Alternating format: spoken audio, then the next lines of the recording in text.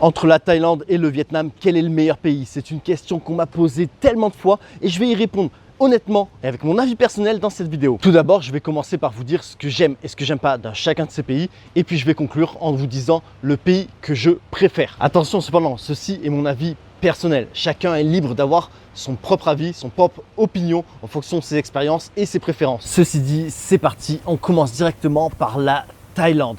Alors déjà, les paysages. Le pays en lui-même. La Thaïlande, c'est vraiment un très beau pays. Avec au nord les montagnes, avec au sud les îles, les plages. Puis il y a plein de cascades dans le pays, les temples. Mais les temples sont tellement beaux qu'à chaque fois ce souci du détail. Certains disent que les temples se ressemblent beaucoup, mais moi je trouve qu'il y a toujours quelque chose de particulier. Il y a toujours quelque chose qui les démarque. Donc c'est vraiment un très beau pays où il est très agréable d'y voyager, que ce soit une fois ou plusieurs fois. J'ai l'impression que les choses à voir ici sont en illimité. Vraiment, la beauté du pays est sensationnelle. Ensuite, la gastronomie. Non mais la gastronomie thaïlandaise, les spécialités thaïlandaises, non mais c'est tellement bon. Pour moi, c'est l'une des meilleures cuisines du monde. Vraiment, c'est magnifique. Pour moi, à titre personnel, encore une fois, à titre personnel, les goûts, les couleurs, ça ne s'achète pas. Et il faut respecter les goûts, les couleurs de chacun d'ailleurs.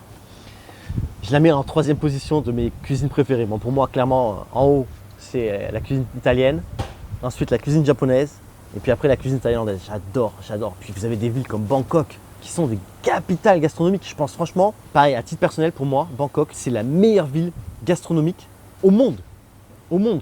Vous avez tellement de choix de street food, de cuisine de rue, mais tellement de choix, tellement variés, tous plus bons que les uns que les autres. Tous ces stands-là qui vous offrent des plats qui vous font saliver rien quand vous les voyez cuisiner. Toute cette variété de plats thaïlandais de chaque province, réunis en une seule ville. Tout aussi cette variété de cuisine internationale, que ce soit de cuisine asiatique, de cuisine du Moyen-Orient, de cuisine européenne, même de cuisine américaine. Ils font quoi les Américains? Mais des burgers, des barbecues. Enfin, pour moi, Bangkok, niveau culinaire, il n'y a pas mieux au monde.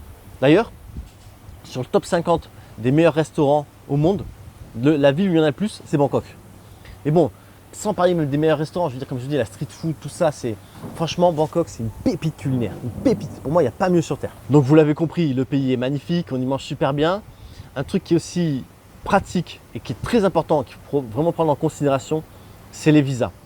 En Thaïlande, franchement, c'est relativement simple d'avoir des visas pour voyager ou pour séjourner sur du long terme. Alors attention, quand je dis relativement facile, bien évidemment, il y a des critères à respecter, mais ça reste beaucoup plus simple que le Vietnam par exemple. Et on va en parler et surtout dans la conclusion, je vais vraiment vous expliquer les différences à ce niveau-là. Vous voulez venir passer votre retraite ici, vous pouvez très facilement avoir un visa retraite et profiter de votre vie en Thaïlande avec des critères qui sont pour moi assez faciles à avoir pour obtenir votre visa retraite. Même pour investir en Thaïlande, même pour séjourner à moyen terme. Il y a différents types de visas touristes que vous pouvez obtenir ici. Ne serait-ce que la facilité déjà de pouvoir faire un visa touriste, d'avoir une exemption de visa quand vous arrivez et de faire ensuite une extension de cette exemption de visa. C'est vraiment très très simple. Donc ça, c'est vraiment important que vous voulez visiter le pays sur du court moyen terme ou même vous installer ici pour vous installer et y vivre. Il y a vraiment pas mal de visas. Il y a même des visas qui sont extrêmement simples, certes extrêmement coûteux comme l'Elite Visa où il faut payer une somme conséquente mais où on ne vous demande rien. Vous payez la somme et vous avez votre visa pour 5 ans, 10 ans, 20 ans et on ne vous demande rien. Vous payez, bam, vous restez. C'est vraiment hyper simple. Donc là, les visas, c'est quelque chose de vraiment important à prendre en considération. Ensuite, l'insécurité. Ça aussi, c'est génial. La Thaïlande, c'est l'un des pays les plus safe au monde. Le taux d'insécurité est tellement faible. C'est tellement agréable à vivre dans ce genre d'environnement où les vols n'existent quasiment pas. Alors attention, le risque zéro n'existe nulle part. Aucun pays ne peut garantir le risque zéro. Voilà. Donc oui, il peut y avoir des vols, des ci, des ça, mais Je veux dire, le taux d'insécurité comparé par exemple à la France, mais c'est incomparable. Et moi, ça fait des années que je vis justement en Asie du Sud-Est. Et limite, ça me rend un peu nigo, un peu naïf un peu insouciant de quand je rentre en Europe. Donc quand je rentre en Europe, je me fais genre un débrief. Ouais, attention, fais attention à ça, méfie-toi de ci, méfie-toi de ça. Parce qu'ici, en fait, je veux dire là, je laisse mon téléphone. Ici, je pars aux toilettes, mais personne ne le prend. Mais même je peux partir 1 heure, personne ne le prend. Je peux l'oublier, je reviens le lendemain. Je suis sûr que quelqu'un l'a donné à la réception et je vais venir à la réception. Bonjour, vous n'avez pas trouvé mon téléphone? Oui, il est là. Donc, franchement, pour moi, ça c'est un luxe. C'est un luxe, clairement. D'avoir un taux d'insécurité aussi faible. Par contre, je ne parle pas de la sécurité routière. Ça, je vais en parler dans les points négatifs du pays.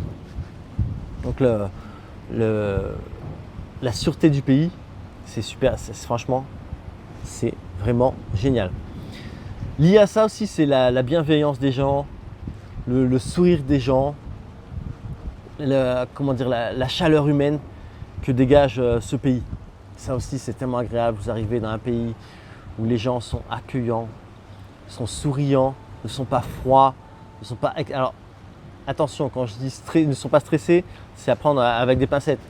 Disons que, bien évidemment, du stress, pareil, ça aussi, c'est comme le risque zéro, il y en a dans tous les pays, mais disons qu'ils arrivent plus à l'intérioriser. Voilà, le stress, c'est humain. Dans chaque pays où vous vivez, vous avez un certain niveau de stress. C'est comme ça, c'est comme ça. Mais il y a des pays où il y en a moins, et il y a des pays où les gens arrivent plus à prendre sur eux-mêmes au lieu de vous le propager, de vous le passer. Pareil, je suis désolé de prendre encore l'exemple de la France. Je suis né en France, donc je prends l'exemple de la France. Et je veux dire, les gens ont inconsciemment une malheureuse tendance à transmettre une énergie négative à travers leurs soucis, leurs problèmes, leur stress. Voilà. Alors qu'ici, vous le ressentez beaucoup moins. Beaucoup moins. Ça, c'est vraiment, vraiment génial. Du coup, je parle aussi par rapport au côté humain, le service. Le service en Thaïlande, c'est incroyable. Vous allez dans des hôtels, des restaurants, partout où vous allez, le service, franchement, il est super. Alors, il y en a qui vont me dire, oui, quand on va au restaurant, les plats sont souvent pas servis en même temps. C'est vrai. C'est vrai qu'en Thaïlande, on ne sert pas forcément en même temps les plats, mais c'est un détail parce que vous avez le serveur ou la serveuse qui va toujours être très agréable et aux petits soins aussi. Donc vous perdez d'un côté, vous gagnez d'un autre. Mais franchement, de manière générale, le service est quand même vraiment top en Thaïlande. On va aussi parler du coût de la vie. Alors certes, le coût de la vie a augmenté en Thaïlande, mais le coût de la vie a augmenté partout sur Terre. Voilà. Donc regardez le coût de la vie en France il y a 10 ans, le coût de la vie maintenant.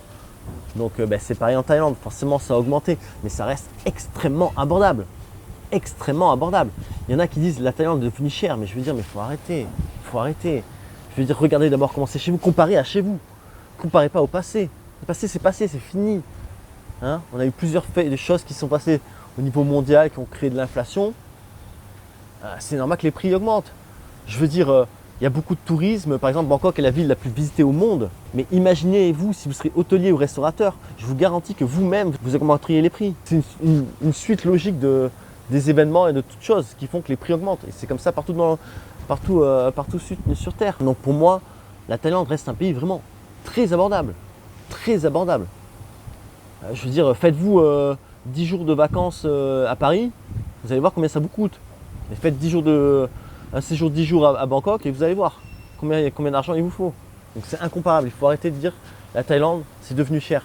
Non, c'est juste que c'est moins, le vrai terme c'est moins abordable qu'avant. En France où vous pouvez manger pour 1 euro, 1,50 €. Mais ici vous pouvez encore manger pour 1 euro, 1,50 €. C'est sûr que vous voulez des plats occidentaux, ça va coûter plus cher. Mais c'est comme en France.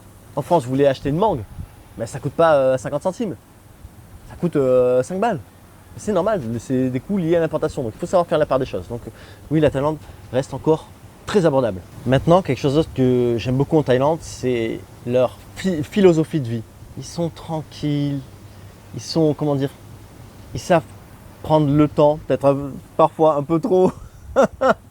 Mais j'aime beaucoup leur philosophie de vie. Ça baille, c'est tranquille. ils vivent un peu plus aussi au jour le jour comparé à nous. En France, par exemple, les gens savent que potentiellement ils peuvent avoir la retraite, ou il y a déjà les retraites, donc vous avez votre retraite, la sécurité sociale et tout ça. Mais les gens vivent toujours quand même dans cette peur.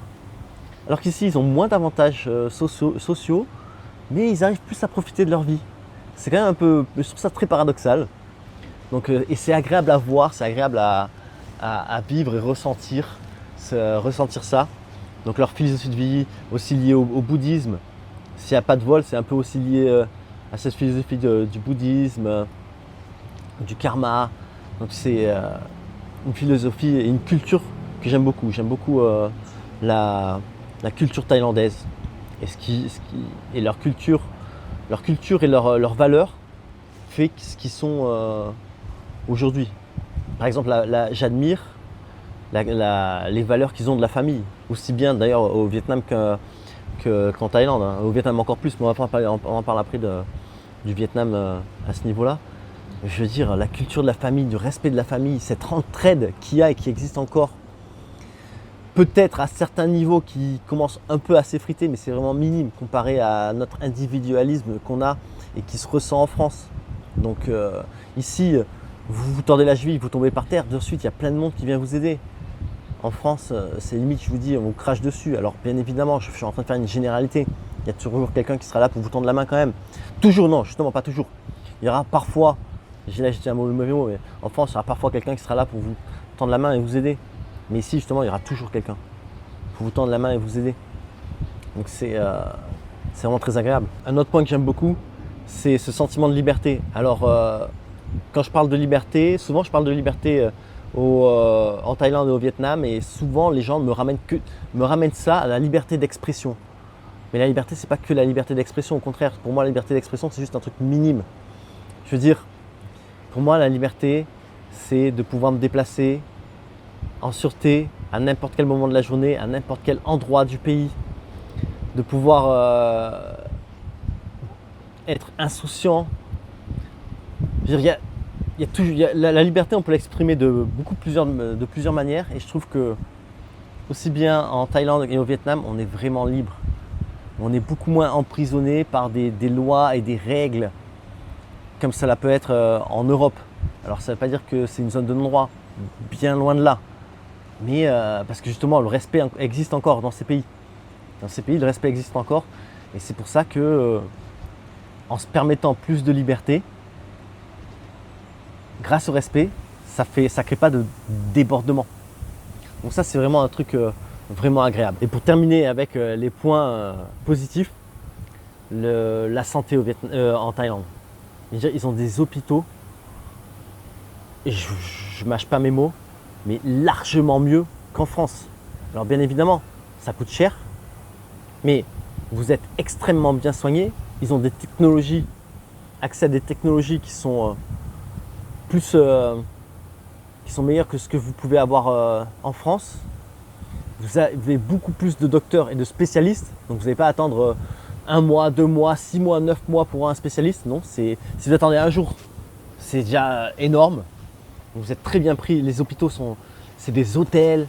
Alors, encore une fois, ça coûte cher, mais vous avez un niveau de soins. Je veux dire, moi, je préfère payer et être dans un hôpital en Thaïlande que bénéficier de soins gratuits en France. Et pour information, je ne bénéficie plus de soins gratuits en France car j'ai perdu mes droits.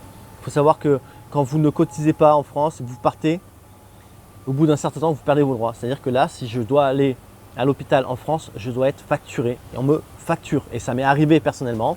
Une fois, je suis resté en observation, c'était en 2014, 2015, je ne sais plus, une nuit à l'hôpital public de La Fontaine à Antibes, hôpital public, je précise bien, pas privé, public. Une nuit où on a mis une demi-perfusion, un repas de cantine, un repas de prisonnier même. Et dans cet hôpital public, dans une chambre vieille de 40-50 ans, on m'a demandé, après ça, 600 euros. 600 euros. Voilà, parce que j'ai perdu mes droits. Donc c'est-à-dire que même pour moi, en plus, c'est même plus gratuit en France. Mais même si ça l'était, je préfère largement payer mes soins ici, en Thaïlande. Bon, de toute façon, normalement, quand vous avez une assurance, ça couvre la majorité des choses, mais je préfère être hospitalisé ici en Thaïlande qu'en France. C'est pour vous dire à quel point j'ai confiance aux hôpitaux dans ce pays, vraiment. Et il y a plusieurs expatriés qui ont dû être hospitalisés en Thaïlande et ils vous diront toujours que les soins, la qualité des soins était exceptionnelle et que c'est littéralement incomparable à ce qu'on a en Europe. Voilà. Alors bien évidemment, ça a un coût, surtout si vous n'êtes pas assuré, mais c'est, je veux dire, la santé, au final, ça n'a pas de prix. Ah, j'ai presque oublié la météo. La météo, franchement, c'est super agréable. Il fait jamais froid. Alors moi, après, voilà, ça dépend aussi des personnes. Encore une fois, pour rappel, c'est un truc, c'est mon avis personnel. Vous n'êtes pas obligé d'être d'accord avec moi. Au contraire, on vit dans un monde où c'est bien d'avoir des avis différents tant qu'on les partage et qu'on respecte les avis des autres et qu'on échange poliment. Voilà. Hein, parce qu'il y en a, je sais qu'il y en a en commentaire qui risquent de m'insulter. Ouais, non, blablabla. Au final, c'est pas grave. Poster des commentaires, ça aide la vidéo. Enfin bon, donc un autre truc que j'aime bien, c'est que c'est le climat. Il fait jamais froid. Vous avez une saison des pluies, donc actuellement là c'est la saison des pluies. Hein. Et regardez, hier j'ai filmé cette vidéo. Il faisait beau, c'était agréable. Et il a plu quoi, 30 minutes en fin de journée. Donc la saison des pluies, c'est il pleut pratiquement tous les jours. Mais quoi, une très grosse averse qui va durer 30 minutes à 2 heures. Puis après ça s'arrête. Le matin, vous pouvez pleinement profiter de vos journées, même en début d'après-midi. Et en plus, si vous venez pour y voyager, vous allez voir la nature verdoyante, vous allez voir les cascades remplies de d'eau, pleines, pas juste des filets de pissoulettes. Vous allez bénéficier de moins de touristes, des hôtels à des prix plus compétitifs. Donc c'est aussi bien de visiter la Thaïlande en saison des pluies. Et puis, la saison sèche, c'est hyper agréable. Donc niveau météo, à titre personnel, moi j'aime vraiment beaucoup la météo en Thaïlande. Même quand c'est la saison des pluies, regardez là, dans la saison des pluies, il ne pleut pas. C'est le matin, je fais ma petite vidéo, il fait beau. Voilà, et je sais que certainement en fin d'après-midi ça va tomber, mais c'est pas grave. Je serai dans mon hôtel ou ailleurs en train d'être à l'abri et dès que c'est fini de tomber, je pourrai ressortir dehors. Donc pour moi la météo, j'aime beaucoup la météo en Thaïlande. Alors oui, c'est vrai que des fois il fait très chaud et très humide. Mais moi j'ai la chance d'avoir grandi sur la côte d'Azur où il y a beaucoup de soleil, où l'été il fait chaud, j'aime bien la chaleur. J'ai ensuite vécu en Australie, dans le désert le plus chaud d'Australie, Australie occidentale. Et franchement, j'aime la chaleur. Donc ça pareil, ça dépend de chacun. Il y en a, ils aiment la fraîcheur, ils aiment le froid, et c'est respectable. Maintenant, on va passer à ce que je n'aime pas en Thaïlande. Et en premier, clairement, c'est la pollution. Je veux dire, en Thaïlande, à Bangkok, c'est une ville qui peut être beaucoup pollué. Alors attention, ça ne veut pas dire que c'est pollué toute l'année. Il y a des moments où il y a des pics de pollution. C'est vraiment, vous le ressentez quand vous respirez. Il y a des moments où c'est correct. C'est vraiment correct. Mais c'est vrai que quand il y a ces pics de pollution, c'est vraiment désagréable. Et le problème, c'est qu'en Thaïlande, la pollution n'est pas uniquement à Bangkok. Vous avez là aussi la pollution, même dans des villes comme Chiang Mai et Chiang Rai. Donc Chiang Mai c'est une grande ville, mais Chiang Rai c'est une petite ville. Et en fait c'est dû aux brûlis.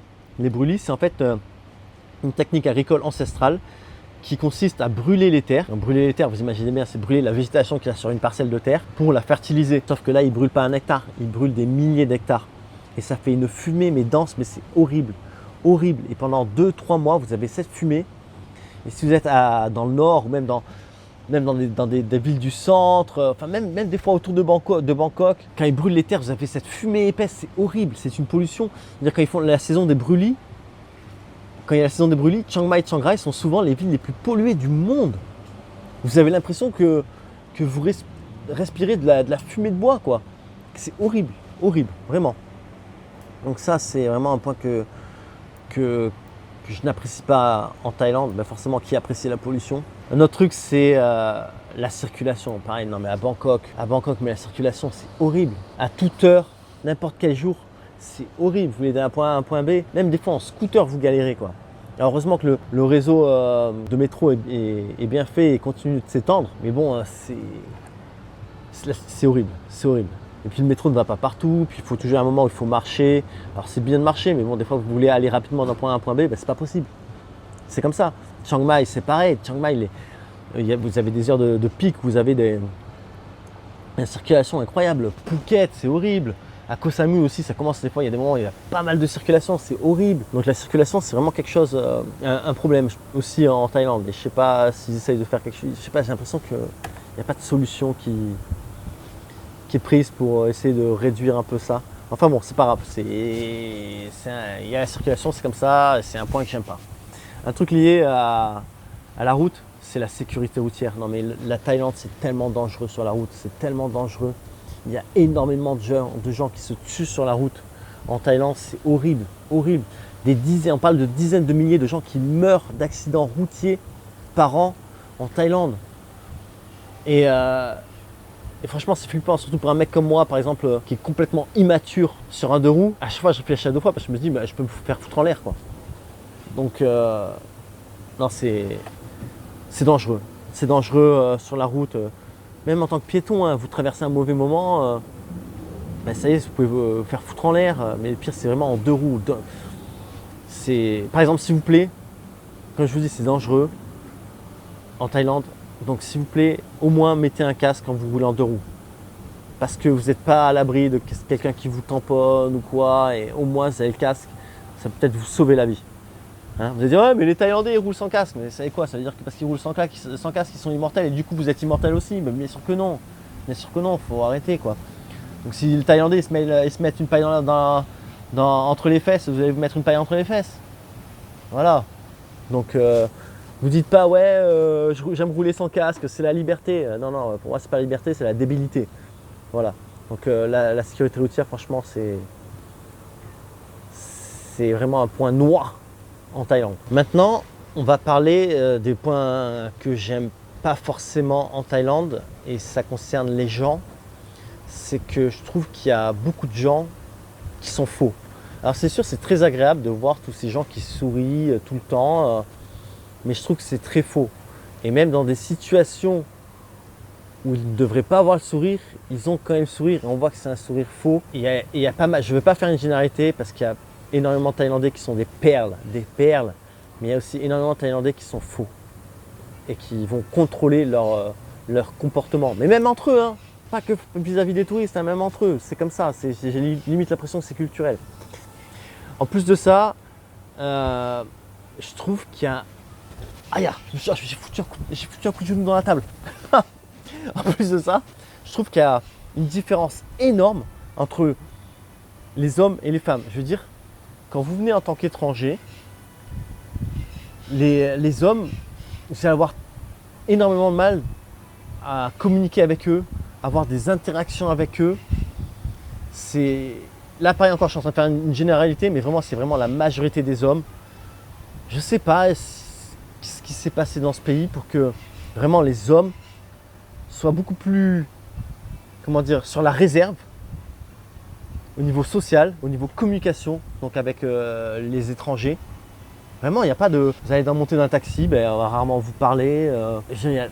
Communiquer avec des hommes en Thaïlande, c'est compliqué. Se faire, ne serait-ce qu'une amitié, je ne demande pas à être les meilleurs amis, mais une petite amitié avec des hommes, c'est compliqué. Alors qu'au contraire, les femmes sont beaucoup plus ouvertes socialement. Alors ne vous y méprenez pas, parce qu'il y a ce cliché des femmes thaïlandaises. Vous voyez très bien ce que je veux dire. Non, moi je ne veux pas parler de ça, on ne parle pas de ça. Moi je parle vraiment au niveau social, communication. Les femmes sont beaucoup plus communicatives et amicales que les hommes en Thaïlande. Et attention, je ne parle pas du côté relation intime. Non, je ne suis pas là pour ça. Même des femmes étrangères peuvent vous le dire. Elles auront beaucoup plus de facilité à communiquer avec des femmes qu'avec des hommes à ce niveau-là. Et ça, je trouve qu'il y a vraiment de très grandes différences. C'est vraiment le jour et la nuit entre une communication. Par exemple, même vous êtes dans un taxi, il y a beaucoup de femmes qui conduisent des grabs. Eh bien, il y aura toujours quelques échanges de petits mots avec la dame. C'est elle qui va commencer à vous poser des petites questions, quoi. Truc basique. Avec un homme, c'est le silence. Je veux dire, ma copine est vietnamienne et ça l'a choquée. Elle me dit, mais pourquoi les taxis ne nous parlent pas? Elle était surprise. Je veux dire aussi un autre truc, par exemple, je fais des voyages abonnés. Et donc, il y a des voyages abonnés en Thaïlande et des voyages abonnés aussi au Vietnam, mais aussi en Chine. Et les interactions que mes abonnés ont entre le voyage au Vietnam et en Thaïlande, mais c'est incomparable. En fait, en Thaïlande, ils n'ont pas d'interaction. Ils n'ont pas d'interaction avec les locaux. Ils ont d'interaction avec la réception à l'hôtel, avec le serveur ou la serveuse d'un restaurant, avec les guides francophones qu'on a, mais sinon, ils n'ont pas d'interaction. Ils n'ont pas d'interaction. Les Thaïlandais ne créent pas d'interaction avec vous. C'est très rare. Alors qu'au Vietnam, les gens viennent tout le temps. Ah, mais vous visitez le Vietnam, mais merci, nanana. Voilà, ça c'est une très très grosse différence. Et j'aime utiliser cet exemple pour comparer justement ces deux pays à ce niveau-là. Donc pour moi, c'est vraiment un point, quelque chose, je ne vais pas dire que j'aime pas parce que je ne suis pas là pour les changer, mais voilà, je trouve que souvent les Thaïlandais sont faux et ce manque comment dire, de côté social quoi, avec les étrangers. Je veux dire, par exemple, en Thaïlande, j'ai voyagé, mais si vous me suivez, vous savez, j'ai voyagé ici un nombre incalculable de fois, je suis allé dans un nombre incalculable d'endroits, et jamais on va vous interpréter. Eh bien, tu veux goûter ça? Eh, tu veux, tiens, prends une bière avec nous. Ça m'est jamais arrivé. Ça m'est arrivé une fois, c'était avec mon coiffeur. Je passe devant lui, je dis ouais, salut. Et il me dit ouais, vas-y, viens. Et pourquoi? Parce qu'il me connaît, parce que tous les mois je vais chez lui. Mais sinon, jamais ça m'est arrivé. Alors qu'au Vietnam, limite, j'ai peur de regarder dans une maison parce qu'on va me dire viens boire une bière ou viens manger. Vraiment, c'est ça la différence pour vous dire quoi. Mais ça, on va en parler plus après. Donc ça, c'est pour moi, selon moi, les mauvais côtés en Thaïlande. Voilà, la pollution, la circulation, le danger sur la sécurité routière et le côté social qui est soit faux, soit limité. Donc même si ça cependant, ça n'enlève rien à leur bienveillance et gentillesse. Attention, c'est vraiment deux choses différentes. Être bienveillant et gentil, ça ne veut pas dire aussi créer des moments sociaux où on rigole, nanana, où on profite d'un moment, où on crée des échanges de communication. Voilà. Maintenant, passons au Vietnam, les bons côtés du Vietnam. Alors, comme la Thaïlande, on commence par le pays en lui-même, c'est-à-dire les paysages. Alors, les paysages du Vietnam, je les trouve magnifiques. Magnifiques et très variés entre les montagnes karstiques du nord, le centre un peu plus aride, mais aussi avec les hauts plateaux, le sud et le delta du Mekong, tout ce littoral qu'a le Vietnam avec ses plages, mais magnifiques, les îles telles que Phu Quoc, Con Dao, toutes ces îles qui sont magnifiques. Franchement, il y a cette variété culturelle donc, qui, grâce aux ethnies, donc toutes ces différences d'architecture, c'est vraiment toutes ces rizières en terrasse qui sont d'une beauté incommensurable. C'est pour moi vraiment un pays très très beau. C'est plus petit que la Thaïlande. La Thaïlande, ça fait à peu près 500 000 km² et le Vietnam, ça fait à peu près 300 000 km². Mais 300 000 km² tellement variés, tellement beaux. Vous avez le delta du Mekong, vous avez des mini-déserts à Mui Ne, Phan Thiet, donc les rizières en terrasse, la baie d'Along, toutes ces plages magnifiques. C'est un pays vraiment de toute beauté. Ce que j'aime aussi beaucoup, c'est toute cette diversité culturelle. Donc vous avez 54 ethnies au Vietnam, 53 minoritaires et une majoritaire. Et ça apporte une super variété culturelle. C'est intéressant, c'est quelque chose que j'aime beaucoup. D'ailleurs, culturellement, le Vietnam est très différent de la Thaïlande. Hein. C'est une culture vraiment très différente. Disons que le Vietnam appartient à la sinosphère. La sinosphère, c'est le bassin chinois. La sinosphère, c'est donc la Chine, Hong Kong, Macao, Taïwan, le Japon, la Corée et le Vietnam. C'est la sinosphère. Mais géographiquement, le Vietnam appartient à l'Asie du Sud-Est. Et donc, culturellement, ça se voit énormément. Quand vous allez en Thaïlande, vous allez voir, par exemple, les temples. C'est grosso modo, l'architecture est la même au Laos et au Cambodge et en Thaïlande. Et quand vous allez au Vietnam, l'architecture des temples, c'est grosso modo très similaire à ce que vous voyez en Chine. Donc, c'est une base culturelle qui est différente. Et ça se ressent vraiment. Ça se ressent vraiment. Donc, j'aime cette diversité, cette variété culturelle. Maintenant, niveau culinaire, franchement pareil, la bouffe vietnamienne, j'adore. La bouffe vietnamienne, je la trouve vraiment très saine, je la trouve goûteuse. C'est vraiment aussi quelque chose que j'aime beaucoup dans ce pays, vraiment. La bouffe vietnamienne, c'est super. Maintenant, niveau variété culinaire internationale, il y a encore un effort à faire dessus. Voilà. C'est forcément c'est différent de la Thaïlande. C'est pas encore le moment de faire de la conclusion, mais je veux dire, tout à l'heure je parlais de Bangkok, qui je disais pour moi c'est la capitale internationale gastronomique. Voilà, ils ont un niveau culinaire déjà au niveau de la Thaïlande et au niveau international qui est pour moi imbattable à Bangkok. Maintenant on va parler de l'insécurité. Oh, pareil au Vietnam, hein, l'insécurité c'est vraiment très faible. On se sent aussi très facilement en sûreté. Encore une fois, c'est vraiment complètement différent de la France. Où la France, on est toujours sur le qui-vive. Enfin, personnellement, moi, je trouve que je suis toujours sur le qui-vive et je sais qu'il y a beaucoup de gens qui ont ce même ressenti. Alors qu'au Vietnam, non, on se sent sûr, quoi. Vous pouvez marcher à n'importe quelle heure. Vous êtes une femme, portez une mini-jupe. Vous pouvez marcher à n'importe quelle heure, dans n'importe quel quartier, dans n'importe quelle ville. Mais le taux de probabilité qu'il vous arrive quelque chose est tellement faible. Il est proche de zéro. Alors encore une fois, le risque zéro n'existe nulle part. Mais franchement, on se sent en sécurité au Vietnam. Pareil, niveau sécurité routière, c'est mieux qu'en Thaïlande. Alors attention, il faut faire attention, la circulation est chaotique et ça on va parler dans les points négatifs. Mais voilà, c'est votre sécurité de tous les jours, dans la vie de tous les jours, vous sentez beaucoup plus sûr qu'en France. Donc ça, c'est très agréable. Les gens, non mais les Vietnamiens, mais c'est des perles, moi je les kiffe. Ils adorent rigoler, c'est des bons vivants. Ils sont hyper sociaux, mais genre hyper sociaux, comme je vous dis. Au Vietnam, j'ai peur de regarder dans quelque part, pour peu qu'ils me disent qu'ils m'invitent. Ouais, vas-y, viens boire avec nous, viens manger ici. Mais c'est tout le temps. Il y a ce monsieur là, comment il s'appelle je ne sais pas son nom parce que je ne suis pas trop la télé française, mais c'est ce monsieur qui va chez les gens. Je crois que ça s'appelle J'irai dormir chez vous, un truc comme ça, cette émission.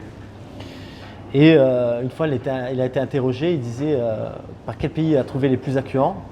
Et il avait dit l'Algérie et le Vietnam. Il dit le Vietnam, mais il disait exactement comme moi, le Vietnam, partout où je vais, j'ai l'impression que je peux rentrer chez tout le monde, que tout le monde m'invite, tout le monde me reçoit. La gentillesse, la bienveillance, l'accueil des Vietnamiens, mais elle est incroyable, c'est vraiment, ils adorent rigoler, c'est des bons vivants. Le Vietnam, c'est hyper dynamique. C'est complètement pareil. Tout à l'heure, je vous disais en Thaïlande, c'est ça va et tranquille. Le Vietnam, c'est extrêmement dynamique et vous ressentez ce dynamisme. Et franchement, c'est super agréable. Moi, je suis quelqu'un de dynamique, j'ai de l'énergie à revendre. Et ben, j'aime vivre dans des environnements comme ça. Franchement, c'est top. Donc, côté social, pareil, là-bas, il n'y a pas de différence entre hommes et femmes. C'est-à-dire, avec les interactions que vous avez entre des hommes ou des femmes. Tout le monde est cool avec vous, tout le monde est gentil. Cependant, faites attention, il y a des gens, je sais, qui me disent « Ah, moi, j'ai pas aimé le Vietnam, j'ai trouvé que les gens n'étaient pas top. » Je vais vous dire un truc. La différence, ça, c'est dans ma conclusion, je vais en revenir plus tard, mais la différence entre les Thaïlandais et les Vietnamiens, c'est que les Vietnamiens sont vrais. Et donc, si vous êtes arrogant, si vous êtes hautain, si vous êtes irrespectueux, toutes ces choses-là froid, ben vous allez avoir un miroir. La personne va se braquer. Vous n'allez pas avoir quelqu'un de faux qui va sourire faux. Non, ça va se bloquer. Si vous trouvez que les Vietnamiens ne sont pas cool, je suis désolé de vous dire ça, mais posez-vous des questions sur vous-même. Voilà. Au Vietnam, il suffit d'un sourire. Déjà, le sourire, ça ouvre beaucoup de portes, mais au Vietnam, ça ouvre toutes les portes.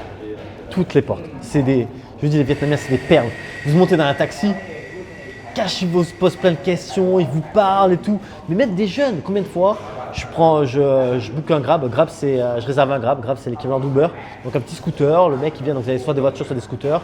Le mec, il vient en scooter. Je monte derrière lui. C'est un minot, 20, 21, 22, 23, 24, 25 ans. Et le gosse, il m'enchaîne, il me parle, ouais, il me pose plein de questions et tout. Et ça, jamais, ça m'arrive en Thaïlande. Vous allez dans le taxi, vous essayez, ils vous posent c'est incroyable. C'est vraiment incroyable. Ce que j'aime aussi au Vietnam, c'est le climat. Il fait souvent chaud, il fait bon. Alors c'est vrai que dans le nord, il y a 4 saisons. Donc en hiver, il peut faire frais. Je ne vais pas dire qu'il va faire 3, il ne va pas faire moins 20 comme il peut faire dans certains endroits de la France. Mais il peut faire frais dans le nord du Vietnam, parce qu'il y a 4 saisons. Dans le sud, il n'y a que 2 saisons, saison sèche, saison humide. Donc franchement, c'est pour moi, encore une fois, pour moi personnellement qui aime la chaleur, c'est agréable. Là, c'est quand il y a la saison des pluies dans le sud. Là, c'est comme je vous explique en Thaïlande, hein, il va y avoir une grosse averse et puis après, tout revient à la normale. Donc franchement, ça, c'est vraiment, vraiment génial. Un autre truc que j'aime beaucoup aussi au Vietnam, c'est les opportunités. Vous sentez qu'en tant qu'étranger, il y a quand même énormément d'opportunités. Vous pouvez construire quelque chose de professionnel. Alors bien évidemment, il y a des restrictions, il y a des visas qui rentrent en compte, mais je veux dire, une fois que vous passez ça, vous sentez qu'il y a énormément de potentiel au Vietnam. Comme je vous disais, c'est un pays extrêmement économique, extrêmement dynamique, qui a peut-être 5 fois plus de croissance que la Thaïlande. D'ailleurs, cette année, le PIB du Vietnam devrait dépasser celui de la Thaïlande. Thaïlande qui a maintenant une croissance économique équivalente à l'Europe, à des pays européens. Donc c'est-à-dire très faible, hein, de l'ordre de 1,5%, alors qu'au Vietnam, on est de l'ordre de 6, 7, 8, 9, voire 10% certaines années de croissance. C'est énorme et c'est pas prêt de s'arrêter. C'est un peuple très dynamique, avec une politique qui s'ouvre de plus en plus justement au développement économique du pays. Donc ça explose. Et vous ressentez ces opportunités. Et ça, c'est agréable. Un autre truc comme en Thaïlande, c'est que le coût de la vie est très abordable. Alors, j'ai pas envie de dire j'aime un pays parce que le coût de la vie est moins cher. Non, pour moi, j'ai vécu en Australie et c'était loin d'être pas cher, hein. Donc, pour moi, on ne doit pas forcément choisir un pays parce qu'il coûte pas cher. On doit choisir un pays parce qu'on s'y sent bien. Voilà. Vous savez, moi, il y a 2 pays que j'aime énormément. Je dis pas sinon je vais dire la réponse, mais il y en a un, c'est l'Italie. Et l'Italie, c'est clairement pas le pays le plus abordable du monde. Donc c'est sûr, c'est peut-être un petit peu moins cher que la France sur certaines choses, mais c'est clairement pas abordable. Et pourtant, j'adore l'Italie. J'envisage même, quand je serai plus vieux, à potentiellement vivre en intermittence entre l'Asie, peut-être faire 9 mois en Asie et 3 mois en Italie, parce que je me sens bien là-bas. Donc pour moi, le coût, je comprends que des gens ont vraiment des tout petits budgets et forcément, par exemple des gens qui ont la retraite et une petite retraite, et donc forcément ils préfèrent, ça va être leur critère numéro 1, mais il faut se sentir bien, parce que si vous ne vous sentez pas bien, c'est pas, vous n'allez pas vivre, quoi. Vous allez être juste là pour survivre et payer un truc pas cher. Donc des fois, il faut mieux se contenter de petites choses et vivre dans un endroit qu'on aime, au lieu de juste penser au prix. Vous pouvez vivre dans un pays cher, mais peut-être louer un petit endroit et cuisiner par vous-même, essayer de réduire vos dépenses, mais c'est dans un pays que vous aimez. Vous voyez ce que je veux dire? Donc c'est pour ça que j'aime pas mettre ce truc-là de ouais, j'aime le Vietnam et j'aime la Thaïlande parce que c'est plus abordable. Non, mais c'est des critères qui sont là quand même. C'est-à-dire c'est des critères qui sont quand même positifs. C'est pas des critères négatifs. Donc je le mets dans mon critère positif. Le Vietnam, c'est un pays très abordable, un peu moins cher que la Thaïlande. Mais bon, il y a des trucs qui sont un peu plus chers, des trucs qui sont moins chers. Au final, ça fait un peu moins cher que la Thaïlande. C'est pas non plus, vous n'allez pas vivre pour 500 balles au Vietnam. Non, ce serait une erreur de penser ça, de se dire je peux vivre au Vietnam avec 500 balles. Eh bien bon courage, parce que ça va pas être vivre, ça va être survivre. Enfin bon, il y a ça. Ce que j'aime bien aussi, encore une fois, c'est comme la Thaïlande, c'est cette liberté de vivre. Liberté de vivre, c'est-à-dire qu'on vous embête pas toutes les 2 minutes. On est libre, beaucoup plus libre de nos mouvements, beaucoup plus libre d'entreprendre, beaucoup plus libre de profiter de la vie, de faire un peu comme il nous entend. Bien évidemment, il y a toujours des règles, mais le sentiment de liberté au Vietnam est clairement 1000 fois plus élevé que le sentiment de liberté en France. Et encore une fois, je parle de la France parce que c'est là où j'ai grandi, c'est là où je suis né. Donc forcément, je ne vais pas parler de l'Espagne. Je ne sais pas, je ne suis jamais allé. Donc, je ne sais pas comment c'est, mais moi je compare avec la France, voilà. Et mon sentiment de liberté au Vietnam et en Thaïlande est beaucoup plus élevé qu'en France. Donc ça, c'est toutes ces petites choses que j'aime vraiment au Vietnam. Maintenant, on va parler de ce que je n'aime pas au Vietnam. Alors, encore une fois, il y a aussi la pollution. Mais la pollution est centrée, c'est-à-dire que vous avez Hanoï qui peut être parfois très pollué, comme Bangkok. Bangkok est d'ailleurs plus pollué que Hanoï, mais quand je veux dire très pollué, c'est-à-dire que c'est par période. C'est des pics. C'est comme à Paris, il y a des moments, il y a des pics de pollution. Ben Hanoï, c'est pareil. Ça veut pas dire que c'est pollué 365 jours par an. Il y a des moments, c'est plus pollué que d'autres. Il y a des moments, c'est plus agréable au niveau de la qualité de l'air. Pareil pour Saigon. Saigon qui a une meilleure qualité de l'air que Hanoï, hein, quand même. Ils sont un peu plus près du littoral et tout ça. C'est assez... Voilà, ça permet de plus s'aérer, mais voilà, ça reste quand même un peu pollué au niveau de Saigon. Donc la pollution, de toute façon, peu importe le pays où vous vous trouvez, c'est jamais agréable. Et il y a ces deux villes-là, Hanoï et Saigon, où si on y vit, ben, la pollution, ça peut parfois être désagréable et dérangeant. Ce que j'aime, je peux pas vraiment dire j'aime pas ça au Vietnam, ce que je vais dire, mais c'est le bruit. Je suis quelqu'un, moi, déjà de très bruyant. Clairement, quand vous me mettez dans une pièce, vous savez que je suis là. Vous le savez. Même vous me mettez dans un appartement, vous êtes dans l'appartement à côté, vous savez que je suis là. Voilà. Je suis quelqu'un de très bruyant, je fais du bruit.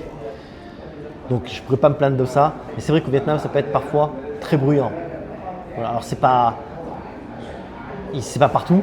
Dès que vous êtes dans les petits villages, ben non, bon, il peut y avoir des karaokés de temps en temps.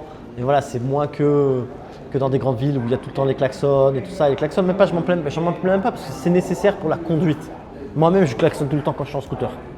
Donc, je ne peux pas me plaindre d'un truc que je fais. Et il faut savoir que voilà, il y a des moments où ça peut être très bruyant au Vietnam. Donc, je mettrais ça dans la catégorie des comment ça s'appelle, des points négatifs. Il y a aussi la conduite au Vietnam. Alors, on va tout le temps doucement au Vietnam parce qu'il y a tellement une densité de circulation qui est énorme, et notamment en scooter, donc on va tout le temps doucement. Mais justement, c'est un peu chaotique, même si ça a évolué déjà avec le temps quand même, notamment depuis 2025 avec les nouvelles lois qui ont été instaurées. Ça reste quand même un peu chaotique, la conduite, donc faire très attention à ça. Alors moi, ça me convient, parce que comme je vous ai dit tout à l'heure, j'ai aucune maturité sur un scooter, donc la conduite un peu à l'arrache, c'est ce qui me convient. Et je me suis même d'ailleurs comme un poisson dans l'eau au Vietnam. C'est vrai que ça peut être un point négatif, toute cette circulation dense et entre guillemets chaotique. Maintenant, un truc un peu lié à la circulation, c'est les infrastructures routières. Au Vietnam, ben, malheureusement, c'est pas de leur faute. Ils ont un passé vraiment très difficile, plusieurs guerres, notamment la dernière guerre avec la guerre contre les États-Unis qui a tout détruit, qui a suivi ensuite par un embargo qui a tué l'économie vietnamienne, qui a bloqué l'économie vietnamienne pendant des décennies. Et donc c'est même un miracle de les voir où ils en sont aujourd'hui. On ne peut pas vraiment leur en vouloir à ce niveau-là, mais c'est vrai que pour l'instant, les infrastructures routières au Vietnam, il y a encore beaucoup de choses à faire. Et donc du coup, ben, quand vous voulez aller d'un point A à un point B, ça prend très vite beaucoup de temps. Très vite beaucoup de temps. Il y a des fois où vous allez faire 100 km, ça vous prend 3 heures. 3 heures pour faire 100 bornes. Vous voyez ? Donc ça, parce qu'il y a un manque d'infrastructure. Alors ça se développe dans 10 ans, ce critère-là, eh ben, il sera peut-être plus existant. Il y aura des très bonnes infrastructures, tout sera bien connecté, il y aura des autoroutes de partout, il y aura le train, il y a le train mais il sera plus développé. Enfin voilà, mais à l'heure actuelle, je ne peux pas dire que les infrastructures routières c'est un point positif. Non, c'est un point négatif parce que ça nous rallonge les distances de chaque trajet.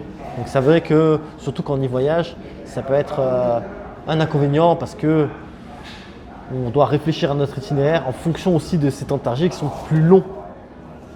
Et ce qui fait aussi que du coup, quand on y voyage, il y a des gens qui vont moins en dehors des sentiers battus parce que c'est beaucoup plus compliqué.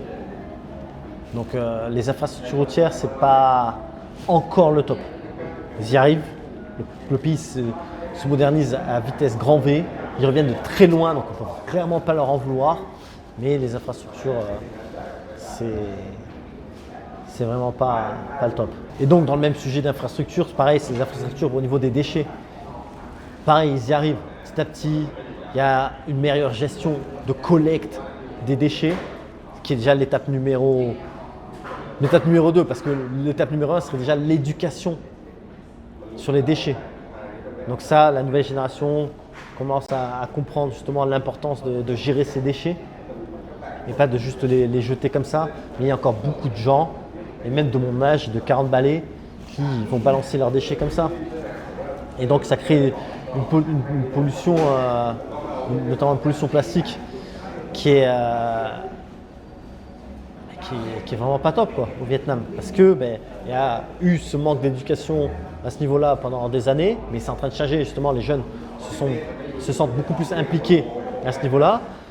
Il y a eu aussi, avant, pendant de longues années, un gros problème de logistique et de récupération des déchets.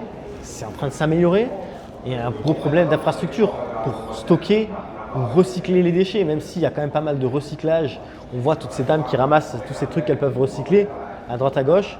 Mais voilà, il reste quand même, il manque beaucoup d'infrastructures à ce niveau-là. Et malheureusement, sur certains lieux, on peut voir cette pollution plastique et qui est triste à voir. Donc c'est quelque chose c'est un point négatif qui va changer. Alors ça ne va pas prendre 5 ans, ça va prendre 10 ans, ça va prendre 20 ans, 30 ans, mais c'est en train d'évoluer dans la très bonne direction. Mais à l'heure actuelle, là je parle pour 2026, c'est vrai qu'au niveau des déchets, il y en a quand même pas mal. Toujours dans les infrastructures, un point qui peut être négatif. Alors moi ça ne me dérange pas parce que je m'en fous, mais c'est par exemple les trottoirs. Moi je marche partout. Je veux dire, moi je marche, c'est même devenu normal pour moi de marcher sur la route. C'est tellement normal que même que je suis dans d'autres pays, je marche sur la route. Je me dis non mais attends, t'as des trottoirs mec, marche sur le trottoir. Mais c'est vrai qu'au Vietnam, comme il manque d'espace au niveau des parkings, des trucs comme ça, et même culturellement, quand ils se garent, par exemple ils vont aller à un magasin, ils vont se garer devant le magasin sur le trottoir. Et donc si c'est un magasin où il y a plein de monde, tout le trottoir est pris, donc vous pouvez plus marcher sur le trottoir. Donc comme je dis, moi je ne me sens pas impacté par ça, mais ça peut être un point négatif pour beaucoup de monde qui ne se sentent pas sûrs de marcher sur la route, et qu'il n'y a pas de trottoir pour marcher. Donc il faut toujours éviter ces scooters, marcher comme ça entre le trottoir rempli de scooters et la circulation.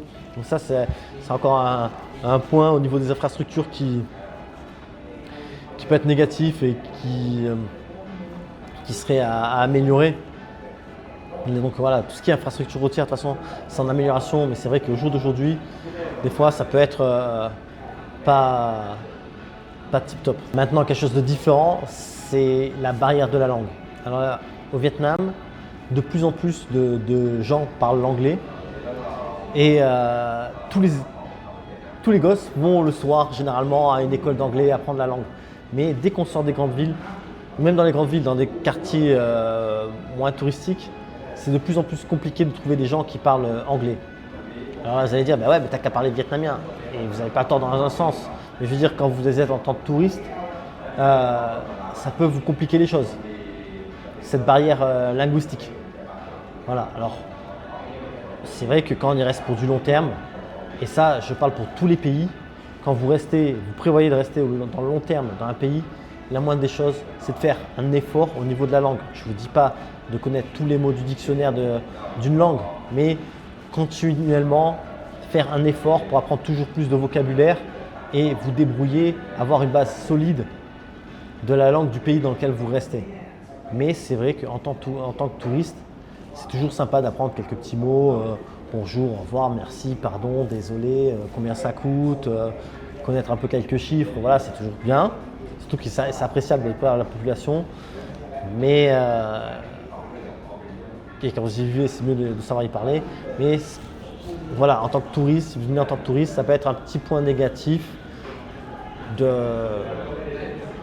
cette barrière de la langue, dès que vous sortez des sentiers battus, quoi. Et pas nécessairement même sans sortir, des fois vous pouvez trouver très limité par cette barrière de la langue. Maintenant, je vous ai fait le point sur ce que j'aime en Thaïlande, ce que j'aime au Vietnam, ce que je n'aime pas en Thaïlande, ce que je n'aime pas au Vietnam. En grosso modo, c'est plus que je n'aime pas, c'est des points positifs et les points négatifs dans chaque pays. J'en ai très certainement manqué certains, que ce soit aussi bien sur les côtés positifs que négatifs. Mais ceci dit, c'est maintenant l'heure de la conclusion. Donc ceci est une conclusion personnelle, c'est mon avis, c'est par rapport à mes expériences, par rapport à mes attentes personnelles. Je préfère donc le Vietnam à la Thaïlande. Pour moi, le pays que je préfère, le pays où je me sens mieux, c'est le Vietnam. Et je vais vous expliquer pourquoi je préfère le Vietnam comparé à la Thaïlande. On va reprendre un peu les points de chacun. Tout d'abord, je trouve que le pays est plus beau, plus varié. Les montagnes, c'est vraiment magnifique. Les rizières en terrasse sont tellement belles.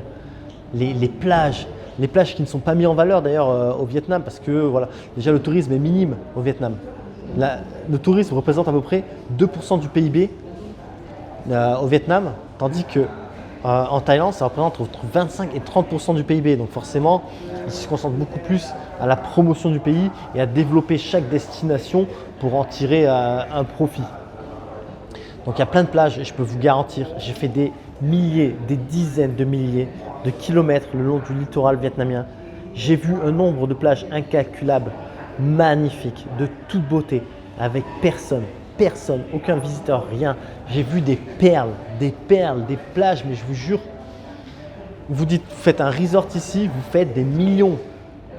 Mais ce n'est pas mis en avant. Il faut savoir aussi que la majorité des touristes au Vietnam, si on ne compte pas les Vietnamiens, c'est des Chinois, des Coréens, des Taïwanais, des Singapouriens. C'est des gens qui ne vont pas à la plage nécessairement, ou qui vont y aller très tôt le matin ou très tôt l'après-midi, ils n'ont pas la même manière d'aller à la plage que nous on va à la plage. De mettre sa serviette, s'allonger, taper la bronzette, piquer un peu une tête. Voilà, non, c'est complètement différent.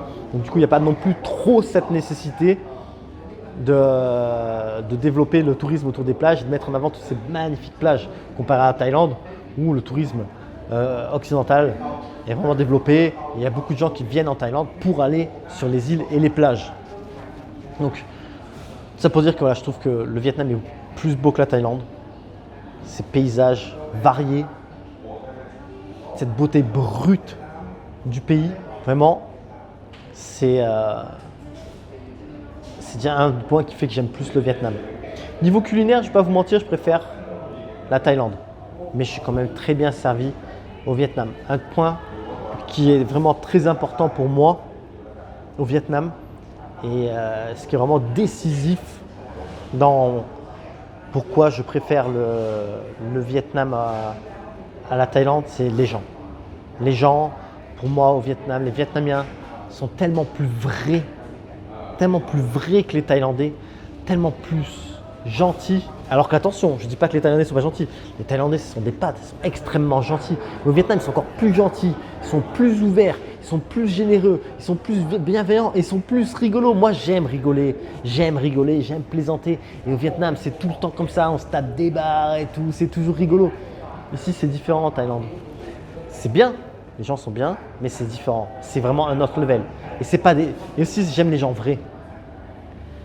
Même quitte à tomber sur des gens qui vont pas forcément être tout le temps gentils, mais moi ils sont vrais. Je préfère tomber sur quelqu'un qui n'est pas qui est peut-être désagréable mais vrai que quelqu'un qui est faux cul. Vous voyez ? Donc vraiment la population vietnamienne, c'est vraiment un des éléments qui fait que j'aime plus le Vietnam que la Thaïlande. C'est vraiment le critère numéro 1 qui fait que j'aime plus le Vietnam à la Thaïlande. Je vous dis, je monte sur un scooter, j'ai des interactions avec le chauffeur, je marche dans la ville. Et comme ça, ou même en campagne, je rencontre des gens, je vais passer la journée avec eux à rigoler. Ça m'est jamais arrivé en Thaïlande. Jamais. Après toutes ces années en Thaïlande, jamais. Et au Vietnam, ça m'est arrivé un nombre de fois incalculable. Comme je vous dis, je répète encore une fois, j'ai peur de regarder quand des gens boivent ensemble ou chantent ensemble ou font n'importe quoi parce que j'ai peur d'être invité.